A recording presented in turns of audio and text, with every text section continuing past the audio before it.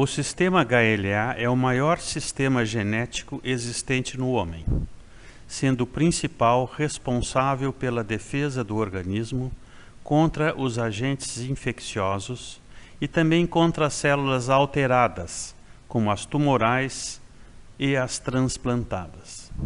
Infelizmente, o mesmo sistema que defende pode também ser responsável por patologias. Esse é o motivo desta aula, onde vamos tratar do tema HLA e doenças. O assunto pode ser dividido em dois tipos de patologias: doenças ocasionadas pela sensibilização HLA. Elas acontecem quando células e tecidos são transferidos de um doador para um receptor. O receptor pode produzir anticorpos contra o HLA das células do doador. Os anticorpos anti-HLA podem causar a rejeição aos transplantes de órgãos sólidos, assim como os de medula óssea. Eles são também responsáveis por reações transfusionais, trombocitopenia e neutropenia neonatal. As doenças ocasionadas por associação com o HLA acontecem e estão relacionadas à apresentação inadequada de peptídeos aos linfócitos T. Os macrófagos podem apresentar peptídeos próprios, self, peptídeos antigênicos e peptídeos self alterados aos linfócitos. A espondilite anquilosante é um exemplo onde a maioria dos pacientes possuem o HLA-B27. A doença celíaca já foi mencionada, a artrite reumatoide, a diabetes e todas as doenças associadas com antígenos HLA, não existindo nesse caso alossensibilização. Veremos esses exemplos a seguir. A resposta imunológica pode acontecer por intermédio de uma reação imunopatológica, seja na alossensibilização quanto na associação. O sistema HLA está localizado no braço curto do cromossomo 6, na região conhecida como complexo principal de histocompatibilidade. Este complexo está dividido em regiões de classe 1, regiões de classe 2 e classe 3.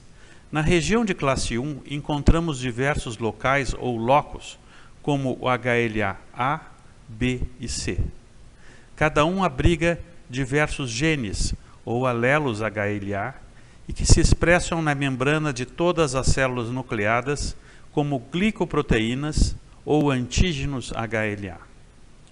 Na região de classe 2, encontramos os locos DR, DQ e DP, sendo que cada um abriga outros genes ou alelos HLA. Na região de classe 3 não existem genes HLA. Existem milhares de genes na população.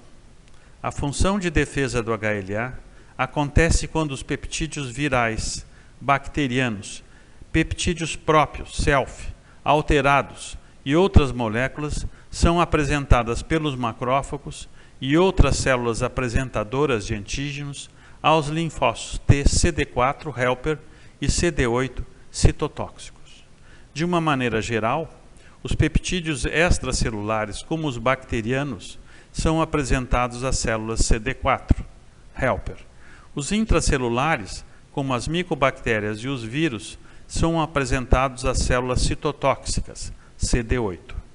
A célula CD4 estimula a produção de anticorpos pelos linfócitos B e a CD8 liberam citocinas.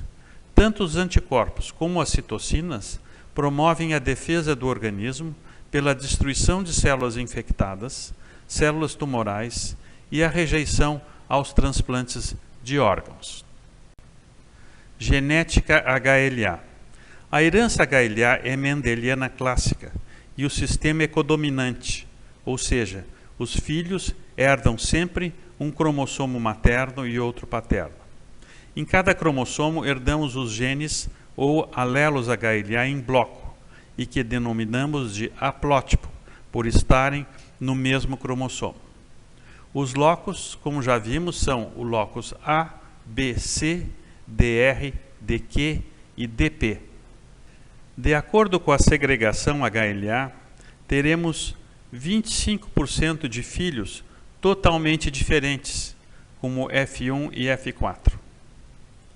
50% dos filhos serão parcialmente iguais, como F1 e F2. E 25% serão totalmente iguais, como acontecerá com o próximo filho que nascer nesta família. Esses últimos são os ideais para os transplantes de órgão intervivos. Nesta tabela, observamos a frequência dos alelos HLA dos locos AB e DR, por testes de baixa resolução na população do Rio Grande do Sul. Sendo assim, se analisássemos por métodos de alta resolução, como o sequenciamento do HLA, teríamos centenas de mais alelos do que os assinalados. Algumas características devem ser levantadas sobre essa tabela, como a alta frequência do HLA-A2 em 53% na população caucasoide do Rio Grande do Sul. O HLA-B27, que está relacionado com a doença espondilite anquilosante, está presente em mais de 90% dos casos, mas que sua presença na população é de apenas 4,6%. O loco HLA-C também é muito polimórfico e de interesse temos o HLA-C-W6, que acontece em 2,6% na população normal e em 20% dos pacientes com psoríase. As moléculas HLA são identificadas por resíduos polimórficos de glicoproteínas, também chamados de epítopos ou applets, em amarelo, que em seu conjunto fornecem a especificidade da molécula HLA. Eles estão mais expostos à resposta imune, especialmente aos anticorpos. Quando uma célula é transplantada para um indivíduo, os epítopos ou applets podem desencadear respostas halogênicas, ou seja, anti-HLA. Como exemplo, temos a rejeição aos transplantes devido à produção de anticorpos contra essas regiões das moléculas HLA. Podemos entender que existem doenças ocasionadas por essa sensibilização com o HLA, como a rejeição aos transplantes, trombocitopenia e neutropenia. Os demais aminoácidos em rosas são menos expostos espacialmente e não despertam a imunidade. Eles sustentam um peptídeo central em marrom.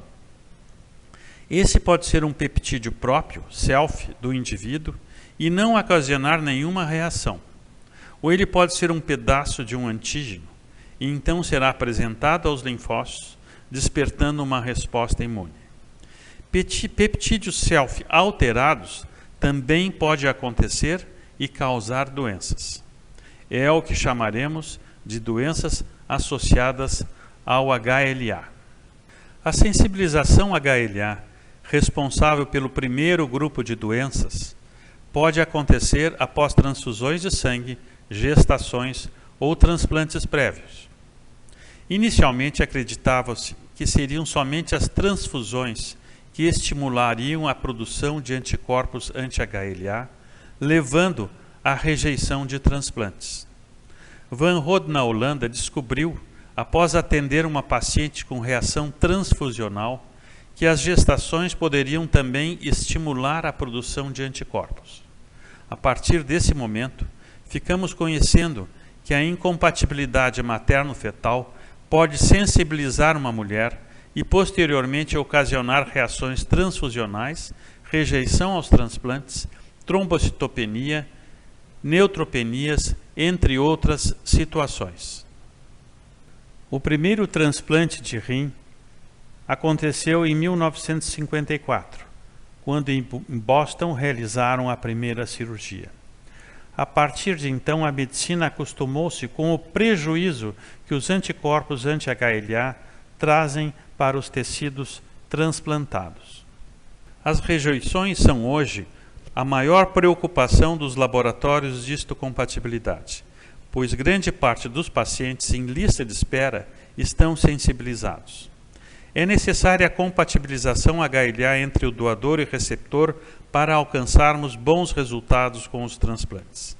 Por essa razão, desenvolveu-se inúmeros testes para avaliar os pacientes antes dos transplantes. Entendemos desde o início que não podemos fazer transplantes com prova cruzada positiva, pois anticorpos anti-HLA causam a rejeição hiperaguda. Os órgãos ficam infiltrados de linfócitos e neutrófilos, seguindo a perda da função renal. Outros tipos de rejeição também existem baseados sempre na sensibilização. Esses anticorpos podem ser produzidos por gestações e transfusões prévias, assim como podem ser produzidos diretamente contra o HLA das células do doador. Nessa figura, observamos um paciente que produziu um anticorpo anti-HLA B45 após 15 meses de seu transplante renal. O doador tinha o B45 ausente no receptor. Isso estimulou o surgimento dos anticorpos antes mesmo do aumento da creatinina, com posterior perda do órgão. Um dos problemas que encontramos em pacientes oncológicos, pacientes transplantados de medula óssea e politransfusidos é a refratariedade plaquetária. Ela acontece por sensibilização dos pacientes com antígenos HLA de classe 1 e com antígenos próprios das plaquetas chamados HPA, Human Platelet Antigens. Os pacientes podem então ficar trombocitopênicos e iniciam sangramentos. A transfusão de plaquetas não resolve a situação, pois cada vez sensibilizam mais os pacientes. Será necessário a compatibilização do paciente com os doadores no sistema HLA e HPA. Só assim conseguiremos o incremento plaquetário após cada transfusão de sangue, tirando o paciente da situação grave de sangramento. Nessa figura é mostrado um paciente que apresentou anticorpos anti-HLA e ficou trombocitopênico e refratário às transfusões. Quanto mais transfusões fazia, mais anticorpos surgiam. Veja que após as 3 primeiras transfusões, as plaquetas não subiram. Quando conseguimos um doador com compatibilidade HLA, o número de plaquetas aumentou e o paciente parou de sangrar. A neutropenia aloimune neonatal NAN é outra patologia desencadeada pela alosensibilização. Aqui demonstramos uma senhora em segunda gestação, parto gemelar, nascidos de cesárea, peso adequado e Apgar 8. Uma das gêmeas apresentou febre em seguida do nascimento e um hemograma evidenciou neutropenia. Repetidos exames em 24 horas, com piora da neutropenia, 80 neutrófilos granulosos na gêmea 1 e 54 na gêmea 2. Seguiu-se de diarreia, distensão abdominal e sepse. Foi realizada 2 doses de granuloquine e as pacientes recuperaram-se. Mãe hiperimunizada HLA, com painel de anticorpos anti-HLA de 76% de classe 1 e 99% de sensibilização de antígenos de classe 2. Presença de anticorpos contra o sistema próprio dos neutrófilos, chamado HNA. Prova cruzada contra linfócitos e granulócitos positiva. A doença acontece na frequência de 0,1% dos nascimentos e corresponde a 140 casos anuais no Rio Grande do Sul. Eles ficam, na maioria das vezes, sem diagnóstico, tendo em vista a falta de avaliações de histocompatibilidade na maioria dos grandes hospitais. A associação do HLA com doenças pode acontecer devido à resposta imune prejudicial, resultado da apresentação pelos macrófagos de peptídeos para os linfócitos CD4 e CD8. Esses peptídeos podem ser próprios, self, peptídeos antigênicos e peptídeos self alterados. Como exemplo, a doença celíaca, em que a gliadina é apresentada pelas moléculas HLA-DQ2 e DQ8 pelos macrófagos aos linfócitos, desencadeando uma doença autoimune. O HLA pode não ter um papel direto ou responsável pela resposta indesejada, causando doença, mas ser um simples marcador dessa doença. Na hemocromatose, pensava-se ser o gene HLA-A3, que é muito frequente nos pacientes, ser o responsável pela doença, mas depois identificaram o gene HFE, muito próximo ao nível cromossômico, em desequilíbrio de ligação exatamente com HLA-A3. A tabela mostra as doenças com maior associação com HLA. Existem muitas doenças com associação. O risco relativo é decorrente da fórmula em anexo, sendo que valores acima de 1 indicam alguma associação. Veja que as doenças apresentadas têm um risco relativo muito elevado e a tipagem HLA pode inclusive ajudar no diagnóstico de alguma dessas patologias. Além das teorias para associação do HLA com doenças, devemos ter em mente que sempre será necessária a participação de fatores ambientais. A espondilite anquilosante é uma sacroiliite bilateral, acompanhada muitas vezes de uveíte anterior aguda, inflamação da câmara anterior do olho. Raramente temos pacientes com envolvimento cardíaco. A presença do HLA-B27 é maior do que 90%, sendo que na população normal chega a 4,6%. As espondilites, de uma maneira geral, são doenças inflamatórias com envolvimento da coluna, lombosacra e de articulações periféricas, frequentemente associada com inflamação da câmara anterior do olho. A espondilite anquilosante dessas espondilites é a com maior associação com o B27. A artrite psoriática é outra patologia associada com psoríase cutânea, podendo também ter 61% dos pacientes com HLA-B27. A síndrome de Reiter, que corresponde à doença com artrite, uretrite e conjuntivite, é outra patologia com essa associação. A espondilite anquilosante é uma artropatia inflamatória progressiva crônica. Os pacientes se apresentam com dor intensa e rigidez na coluna, que podem acabar causando a fusão das vértebras. A radiografia mostra a fusão das vértebras. Em um estudo com pacientes com espondilite, com 17 anos de acompanhamento, aproximadamente 20% apresentaram evidências de fusão espinhal completa, também conhecida como coluna de bambu. A tipagem HLA-B27 é quase sempre realizada por PCR, reação em cadeia da polimerase, onde se identifica pelo método SSP uma banda de DNA específica do HLA-B27 após a eletroforese em gel dos produtos amplificados pelo PCR. Mimetismo molecular e peptídeos artritogênicos. O HLA-B27 pode apresentar certos peptídeos microbianos, similares a antígenos próprios, self. Esses podem estimular os linfócitos TCD8 a reagirem cruzadamente com os tecidos, causando inflamação. Vários peptídeos microbianos já foram identificados como a enzima nitrogenase da Klebsiella, a enzima pululase da Yersinia enterocolítica.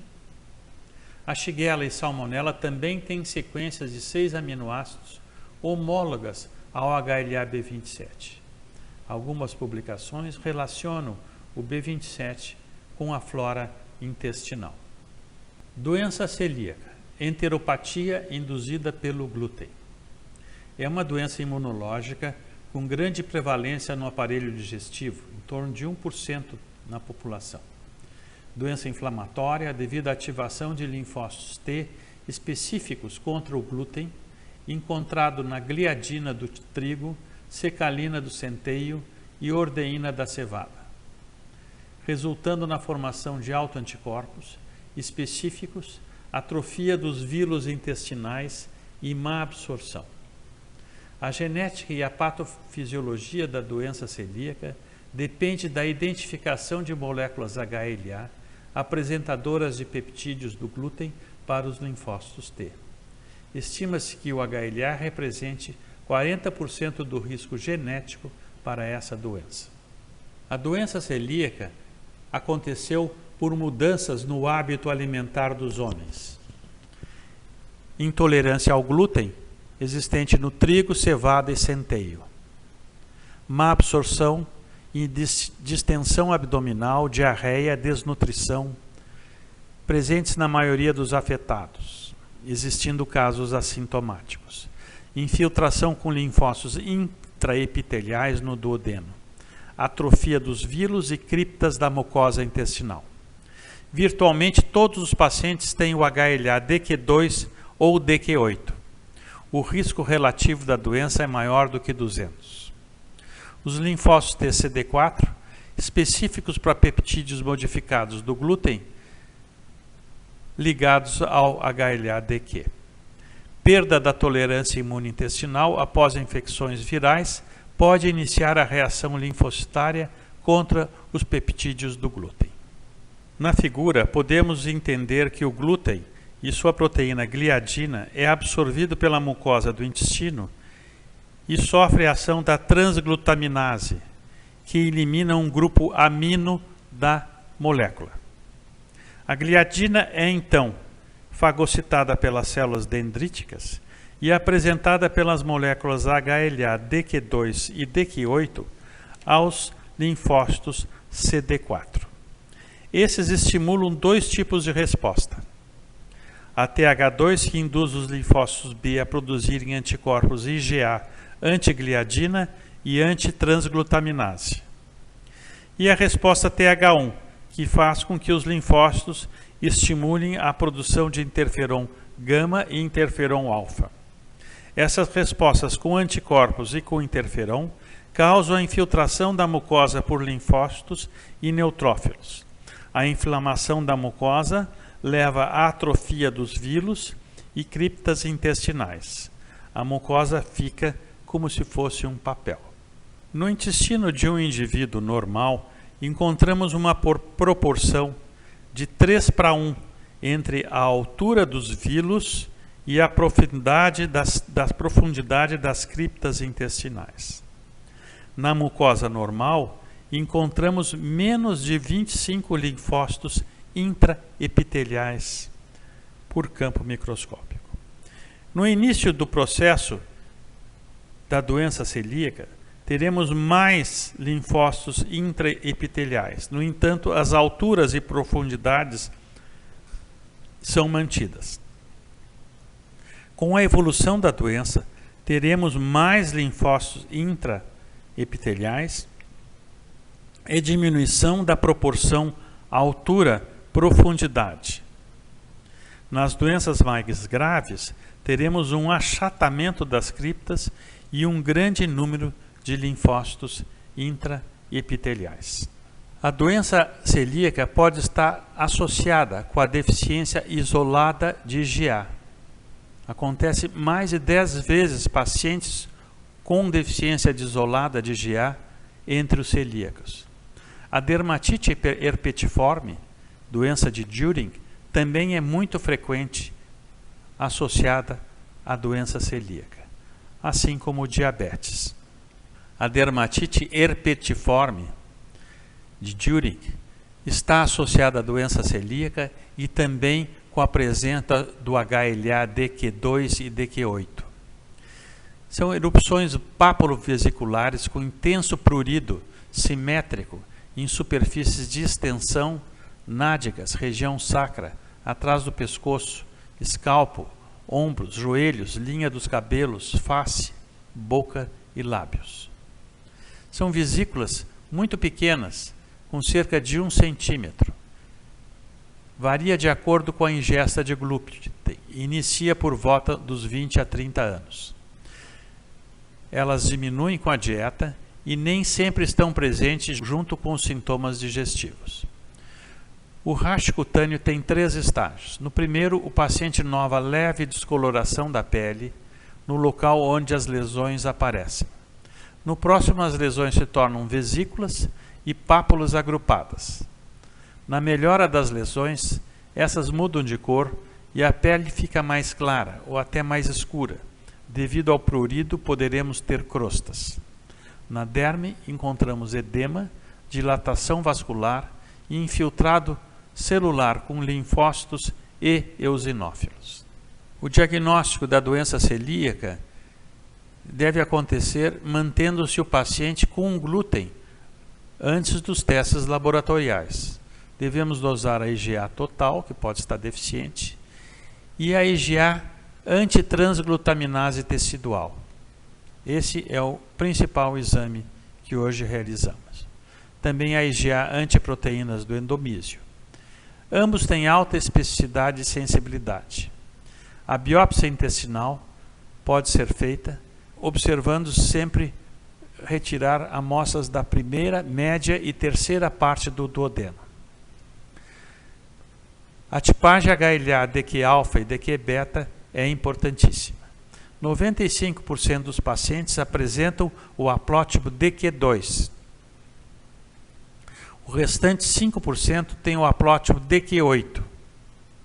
A ausência de DQ2 e DQ8 exclui o diagnóstico de doença celíaca. Esse é o teste de detecção dos alelos DQ que utilizamos no Hospital de Clínicas de Porto Alegre. Então aqui usamos diversos primers para amplificar a região DQ e chegarmos à conclusão da doença celíaca quando apresentam os alelos correspondentes. O tratamento da doença celíaca é a dieta livre de glúten, sendo que mesmo com ela, cerca de 5% dos pacientes não melhoram. A endoscopia para observar a melhora da inflamação deve ser feita de 6 a 12 meses após o início da dieta, acompanhar com a IgA antitransglutaminase. A artrite reumatoide é outra doença associada ao HLA. Ela é uma poliartrite simétrica. Os pacientes iniciam com febre, mal-estar, dor nas articulações pequenas das mãos e os pés, inflamação da sinóvia, que leva à destruição da cartilagem óssea. Prevalência de 1%. Então é uma doença imunológica dentro da articulação, com os macrófagos tendo papel destrutivo, importante, provavelmente mediado por linfócitos T-CD4. O HLA-DR4 é positivo em pacientes caucasoides, japoneses e ameríndios. 70% dos pacientes têm DR4. Quando o paciente é DR4 01 e DR4 04, são, portanto, homozigotos para o DR4, eles têm um elevado risco de doença. Esses alelos compartilham e codificam uma sequência conservada de aminoácidos nas posições 70 e 74 da terceira região hipervariável da cadeia do HLA-DR beta 1.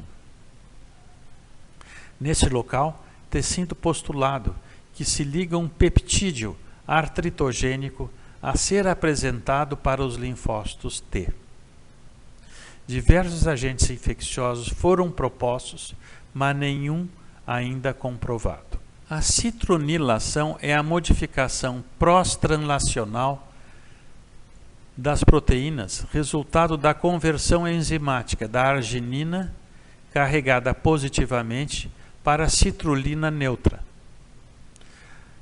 A artrite reumatoide é específica para a presença de anticorpos contra esses peptídeos citronilados. Sugere que proteínas citrulinadas possam ser candidatas a serem artritogênicas e apresentada aos linfócitos T pelos macrófagos. A artrite pode ser induzida em camundongos transgênicos por fibrinogênio citronilado.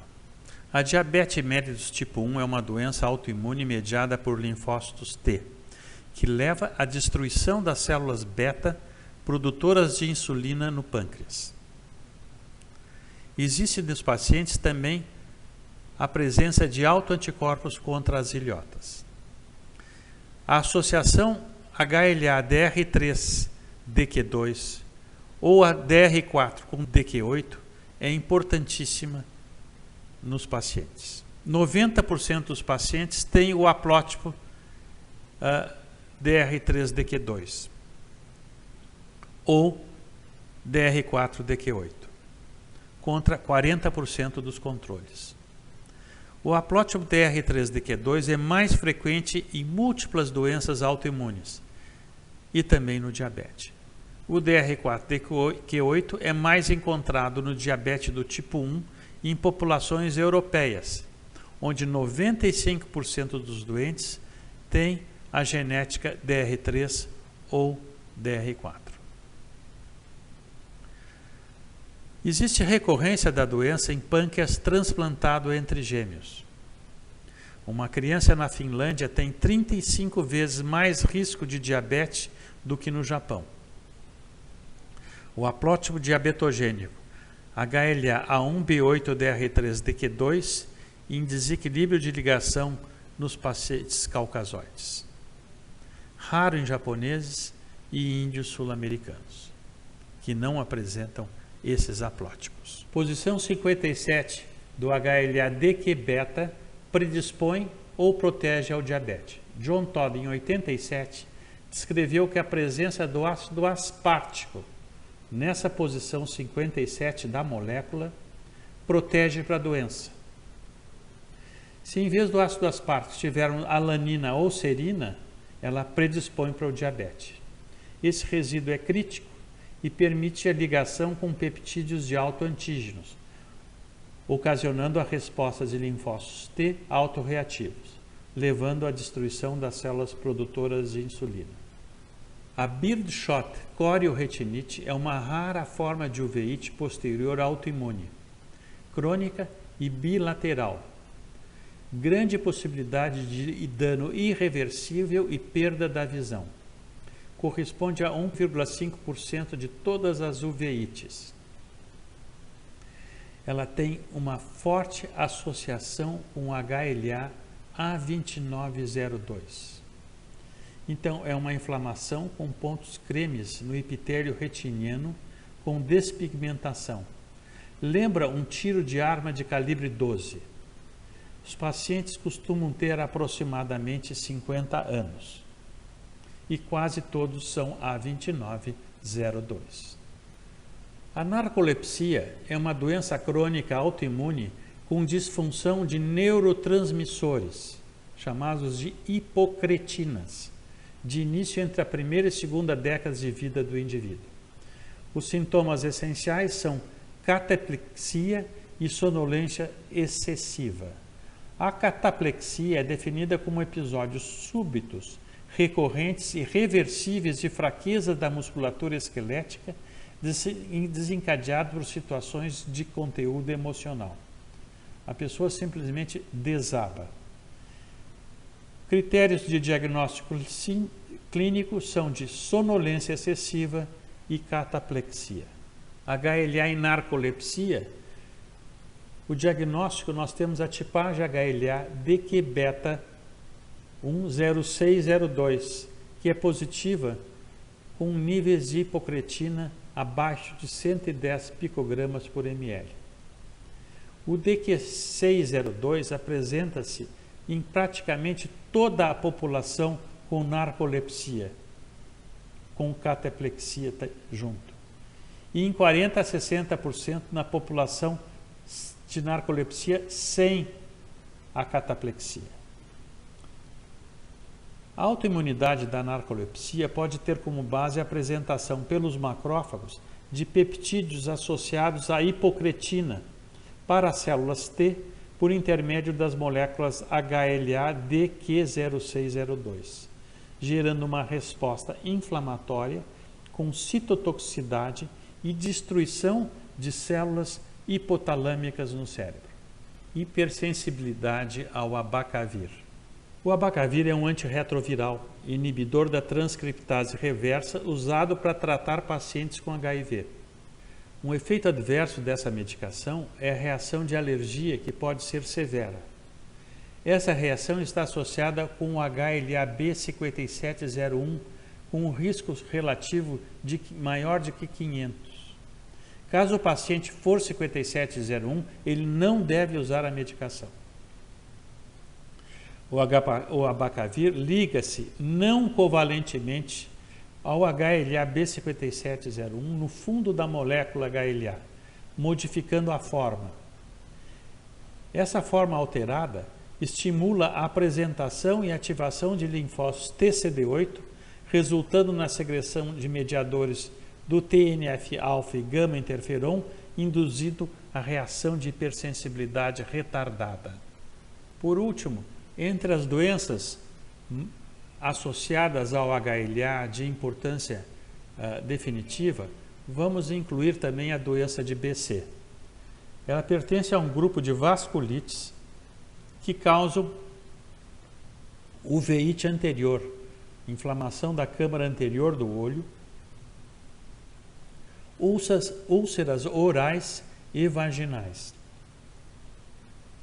Apresenta marcada distribuição geográfica no Mediterrâneo e foi chamada de doença da Rota da Seda. Está associada ao HLA-B51 em 50% a 70% dos pacientes, especialmente aqueles com descendência turca ou asiática.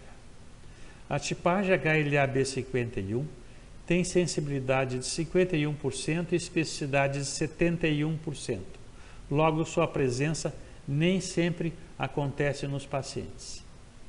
Mas a nossa experiência é sempre válido tipar o HLA-B51 nos pacientes com doença de BC. A psoríase é outra patologia que está associada com o HLA, especialmente o HLA-C 0602, que na população normal corresponde a 2,8%, e nos pacientes com psoríase encontramos 20% com esse alelo HLA. 2% das pessoas apresentam psoríase somente. São placas escamosas ovais, marginadas, proliferação de queratinócitos, células produtoras de queratina. Então é um eczema. Existe a forma gutata, que ocorre após infecção estreptocócica. Os pacientes podem acompanhar-se de artrite. É uma doença mediada por linfócito T. Então, com a psoríase, vamos concluir essas doenças associadas ao sistema HLA, existindo muitas outras, com riscos relativos menores, mas de não menos importância. Muito obrigado.